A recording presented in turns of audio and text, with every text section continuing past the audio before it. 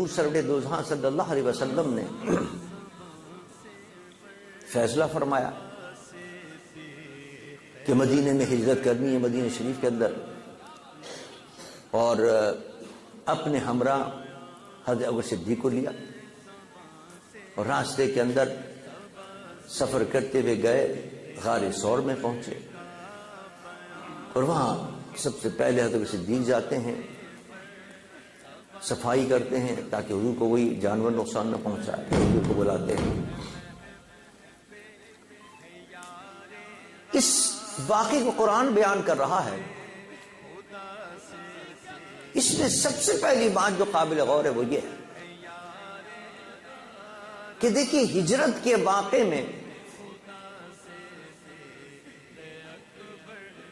یہ بڑا نازک موقع تھا۔ حضور جب ہجرت فرما رہے تھے تو پورا عرب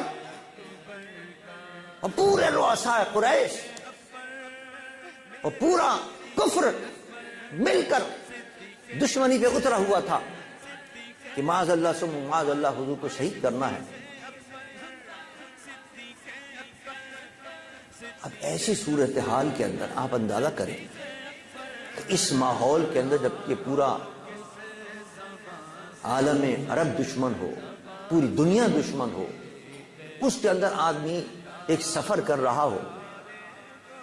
تو سفر کے اندر ظاہر بات ہے بڑی احتیاط کرتا ہے آدمی کہ کہیں ایسا نہ ہو دشمن کو کوئی پتہ چل جائے کہ میں سفر کر رہا ہوں، تو لہذا بالکل خاموشی کے ساتھ سفر ہوتا ہے، کسی کو بتایا نہیں جاتا۔ اعتماد میں بھی صرف خاص لوگوں کو لیا جاتا ہے کہ کہیں یہ خبر عام نہ ہو جائے، کہیں یہ خبر آؤٹ نہ ہو جائے۔ اب آپ بتائیے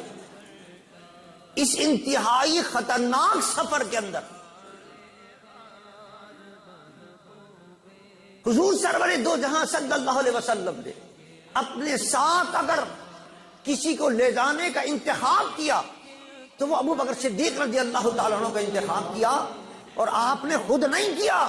بلکہ رب کی طرف سے آپ کو حکم ہوا، اے محبوب اس پرخطر سفر کے اندر اگر کسی کو ساتھ لے جانا ہے تو ابوبکر کو ساتھ لے کے جاؤ۔ پتہ چلا اللہ اور اللہ کے رسول کی بارگاہ میں سب سے زیادہ اگر کوئی معتبر شخصیت تھی، قابل اعتماد شخصیت تھی تو ابوبکر صدیق کی ذات گرا۔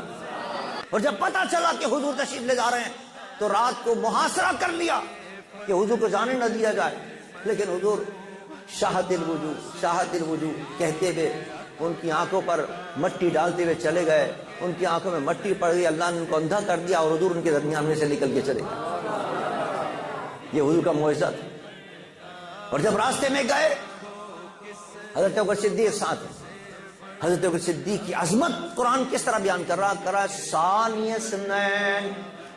سب سے پہلے تو لفظ پہ آپ غور فرمائیں، ثانی اثنین مانے دو میں سے دوسرا، دو میں سے دو آدمی ہیں قرآن کے تک، اس میں سے دوسرا کس کو کہا گیا؟